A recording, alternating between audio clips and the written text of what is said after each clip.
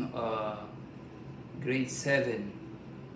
The same time, nung grade 7 ako, uh, dalawang sports ko eh. Track and field, tsaka basketball. So, una muna yung track and field. Tapos, yung basketball, parang secondary ko na lang yun eh. So, yun, doon nag-start lahat yun. Grade 7. So, yun yung nag-start lahat talaga. Yung PBA na. So, especially yung tatlong yung big three like James Yap, Mark Pingris, and PG Simon. So, sila talaga yung parang nakita ko, look up ko sila eh. Kasi they're successful eh. So, pag nakita mo naman yung tao pag successful sa career nila, so i-look up mo yan kasi gusto mo rin na maging katulad nila balang araw. So, sila yung look up ko sa teammate. So, hindi na sila in the court o in the labas sa court. Kasama ko rin sila. So, parang nakita na mabilis yung relationship namin, na-adapt ko yung relationship ko sa kanila as a player, as a rookie. So, sila talaga yung parang iniidolo ko sa court. 14 kasi since nung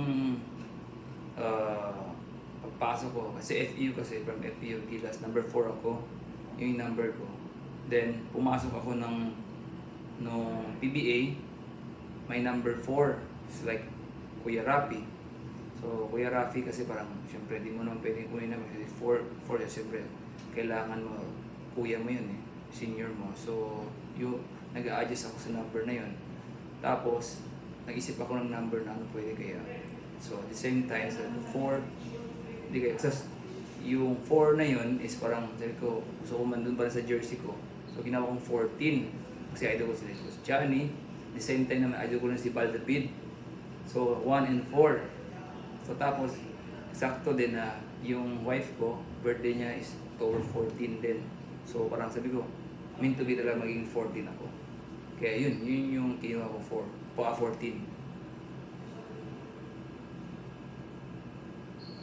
Yung sa big achievement na nakasama mo o nakalaban mo si Kobe before siya namatay, di ba?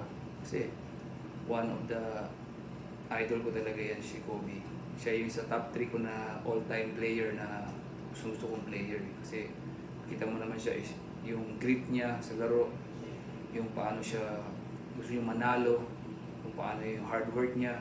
So yun yung gusto, yun yung passion niya talaga sa basketball. So parang nakita ko talaga na parang yung determination niya. So yun yung parang nakuha mo yung mga good moral na nakikita mo sa mga interview lang. So sobrang happy ko na nakita ko siya sa personal, kasi nakalaro pa namin, di ba?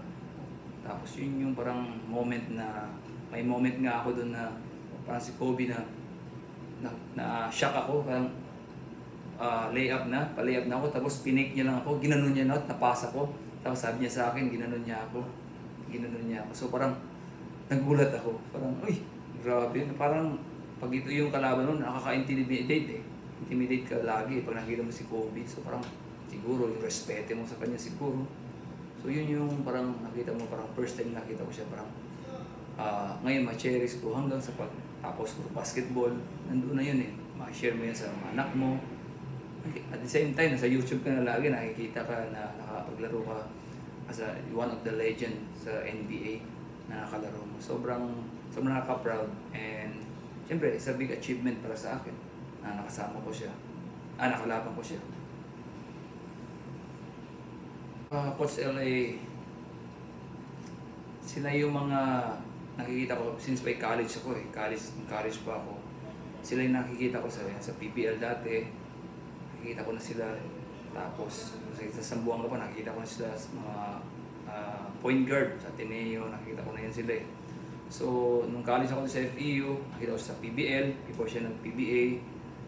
Tapos naging kalaban ko ilang years sa PBA, naabutan ko siya. Ngayon naging coach ko siya. Makita mo talaga si Coach Eli kung paano niya i-handle yung sarili niya sa point guard, paano niya itimon yung team, yung leadership. Makita mo sa kanya na ganun talaga siya.